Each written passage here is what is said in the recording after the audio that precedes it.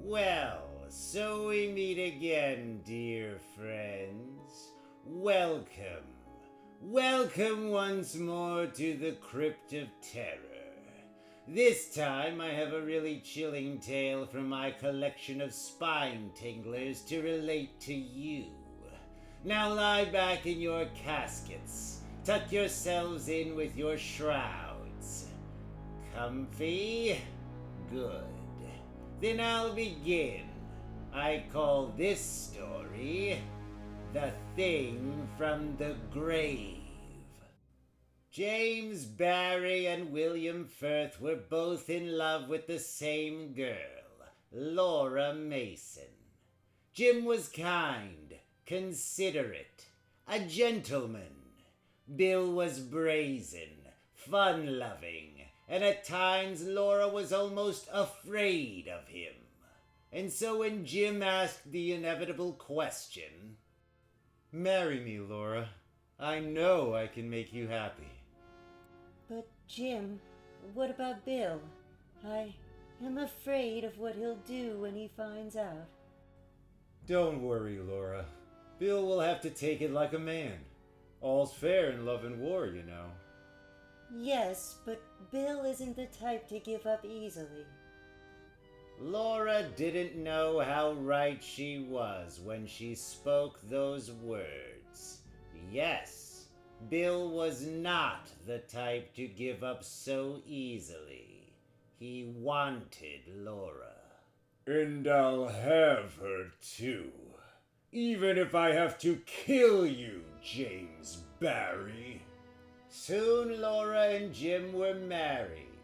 They were very happy those first few weeks. But then, business called Jim out of town for a few days.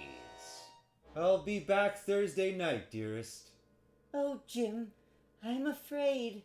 I don't want to be left alone. Bill might... Bill won't do anything to you, Laura. But if you ever are in danger, no matter where I am, somehow I'll get to you and save you. You're joking with me, James Barry, but I've been serious. So have I, Laura. So have I. Bye. Bye, Jim. Hurry back. Jim's car sped along a dark country road towards the main highway.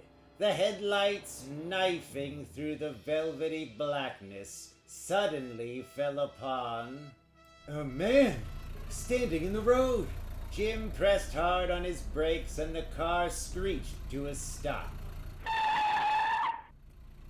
Crazy fool! I could have killed you! Who are you, anyway? Bill, it's me! Bill! The shadowy figure moved towards the car, and as he passed the headlight, a glint of shiny steel caught Jim's eye. He's got a knife! He's going to kill me! The sound of a struggle shattered the silence hanging over the deserted road and the heavy woods flanking it. Then there was a thud and a piercing shriek. And now Laura will be mine. All mine. Bill Firth picked up the body of the murdered James Barry and dragged it into the woods. Got to get rid of the body so no one will ever find it. Got to bury it deep in these woods. Again, the thick silence of the woods was broken, this time by the sound of a spade striking the soft earth below towering trees.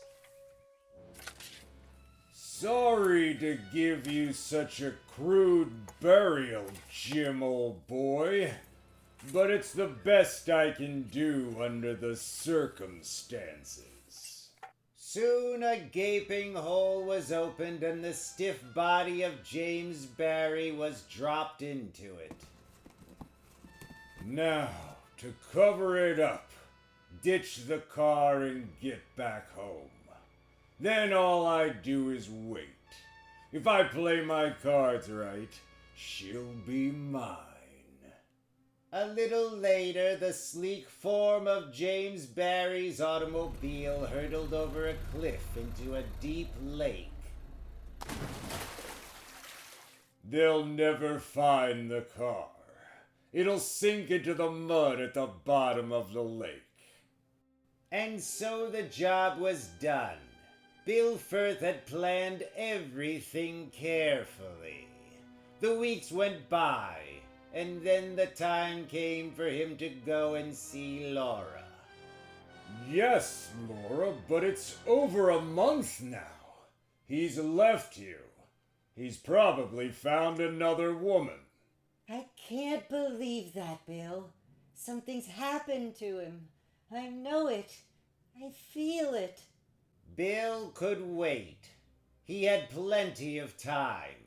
She'd come around, he was sure.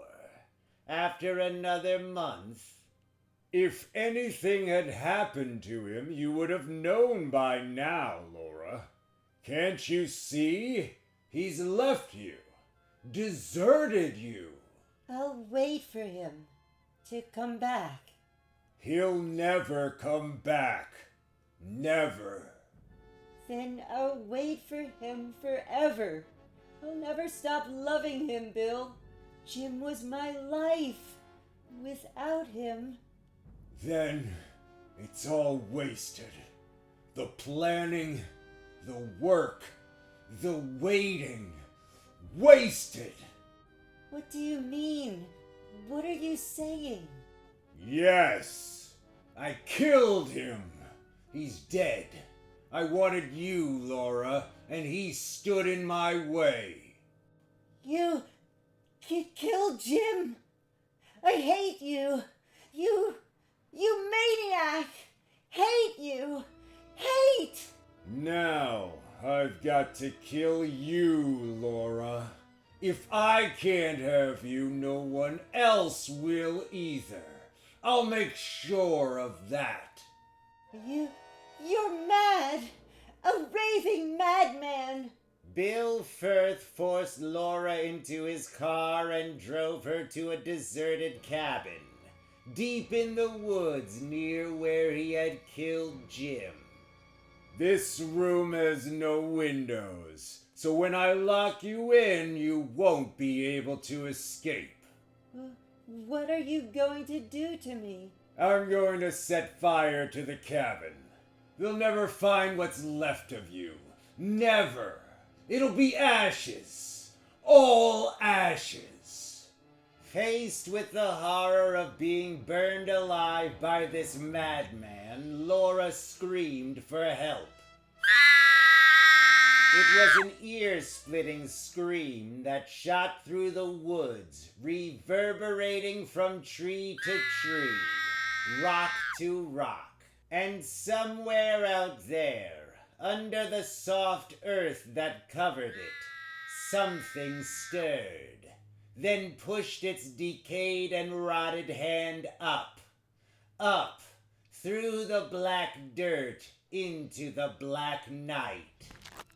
Slowly the earth gave way as the thing pushed upward, clawing. The clean, fresh air seeped down to its shallow grave.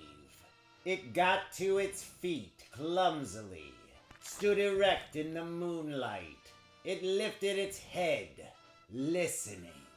It had heard a scream that had made it seek the open air.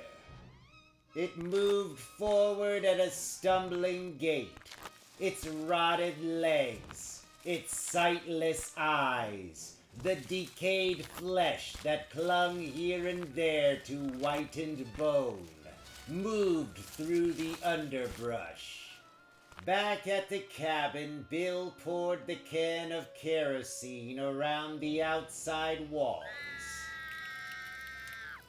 Go ahead. Scream, you fool. No one will hear you. But out in the deep shadows of the woods, the thing heard the scream and stumbled forward, towards it. The cabin was on fire now. Inside, Laura cringed against the door as the flames licked at her. White. Hot. Oh, save me, Jim. Wherever you are. You promised.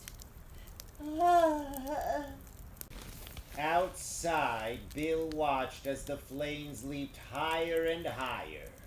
Then, from the fringe of the trees, he saw the thing coming. Stumbling. Staggering. Good Lord! The thing did not see Bill. It was looking at the burning cabin. Bill put his hand over his mouth. He was sick. He whimpered. Jim? The thing went into the fire. It did not feel the flames licking at its tattered clothes, its rotted flesh. It was dead. It could feel nothing.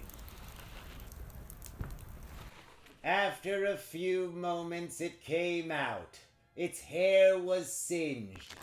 Its decayed flesh was charred. Where the fire had touched the bone, it was black and scorched. It carried the girl. Bill was screaming now. He began to run wildly into the woods, screaming. The thing put Laura down on the cool grass, far from the burning cabin. She was unconscious. She had fainted before the thing had reached her. She had not seen it. Then the thing turned towards the hysterical shrieking that came from the nearby woods. Slowly it shambled towards the screaming Bill as he crashed madly through the thick undergrowth. He's coming! After me! Suddenly, Bill stumbled into a yawning black hole. Good God! His grave! Jim's grave! Where I buried him! The thing was coming now. Bill tried to stand, but he couldn't. The pain. He had broken his leg. He tried to drag himself from the shallow pit. But then... No! No! The thing was on top of him, pinning him down. He tried to struggle, but the thing was strong. It held him easily. Let me go! Let me go! You're dead! Dead! And then the thing began, with one rotted and decayed hand, to fill the grave again, burying them. No! No! You can't bury me! I'm alive! Alive! It didn't take long to fill the grave. The dirt was getting to Bill's eyes, his mouth. His screaming was wilder now, hysterical, mad, terrorized screaming. And then, after a while, the screaming stopped. And that's my story, dear reader. Jim certainly kept his promise to Laura, didn't he? Lucky for her, she fainted before he got there, though. She'll always remember him in a nice way now. And poor Bill, now Jim's got him for company, down there where it's cold and black. Well, they can always hold grave conversations together. Now, if you're not too broken up over this tale, why not read on? More chills await you.